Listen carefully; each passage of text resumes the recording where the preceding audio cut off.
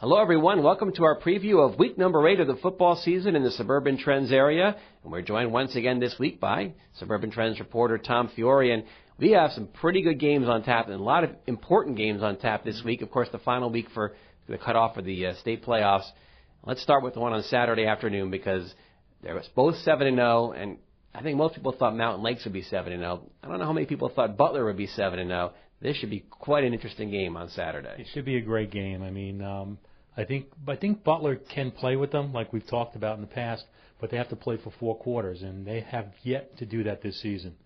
Last week against Kinnelon, they were actually down 17-13, then went on to win 44-17. So if they put it all together and can play for 4 quarters, they have a shot. But it's going to be tough. I mean, but just the fact that they're in this game is a testament to what the Butler program and Matt Sakis and his staff have done. Yeah, it's funny to say that before a team that's 7-0, but they do still make a lot of mistakes, turnovers, and just penalties and things that have hurt them, and they haven't played a complete game, even though they are 7-0.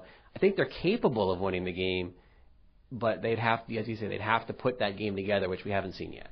The other thing, too, is, I mean, the most points Mountain Lakes gave up was 27 to Pequannock. They threw the ball, they can throw, and with that run and shoot, Butler can certainly put the ball in the air. They got great receivers, so I give them a puncher's chance. I mean, I'm not saying that it's absolutely Mountain Lakes is going to win. You have to think that because they're Mountain Lakes that they're pretty much the favorite. But I give Butler a shot, but I think Mountain Lakes wins.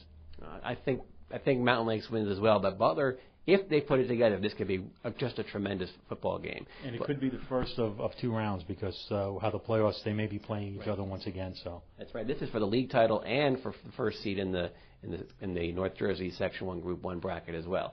Other games coming up this week, Pequannock plays Kinnelon. Now, you would think, looking at the records, it's pretty lopsided, but Kinnelon gave Butler trouble last week. Pequannock cannot assume that this is going to be an easy win. Kinnelon played their hearts out last week, and their running back, Robbins, and the quarterback, his brother, who's a freshman, they moved the ball on Butler, and they ran the ball, and they have a very smallish offensive line. They're tough and they're gritty. Pequannock should win this game, but it's not going to be a gimme by any stretch of the imagination. Well, Lakeland is playing on Friday night. They're taking on Kearney. That should be an easy win for Lakeland. They need it just kind of to lock up their playoff spot. They're pretty much in already, but they should take care of business against Kearney. What a year for Lakeland. The last 3 wins have just been incredible. First they beat Paramus, then they beat Wayne, and last week against Ferris.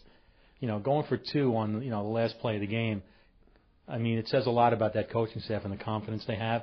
That's a great turnaround. To make the playoffs 3 years in a row, I think, is a great accomplishment for Lakeland, considering all they lost coming into this season.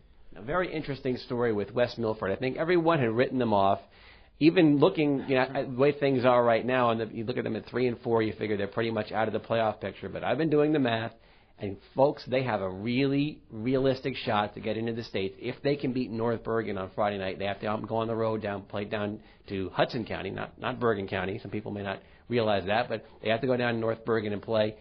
It's pretty even matchup. You might even favor West Milford a little bit, and if they win, they need some help, but it's very realistic. They could get into the States. It's hard to imagine, but it's true. The math is too complicated for my brain, but actually the losses to Joe's and Hills and Fairlawn and the win against Lakeland is really just helping them tremendously.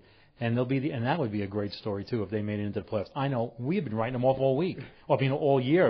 Every week we're talking about. It's like, well, if this happened, if that happened, they have a shot. Their season. It's not. It's legitimately alive. And I think I think with that on the line, they'll go down to North Bergen and they'll win the game. North Bergen, the teams they beat are okay. They lost to some teams that are West Milford type of team like West Milford is, and they've lost those games, so they got a shot. Yeah, I think they absolutely do. And the other big game is on Saturday afternoon, and Pompton Lakes is playing Glen Rock, and Pompton Lakes needs to win to get into the States.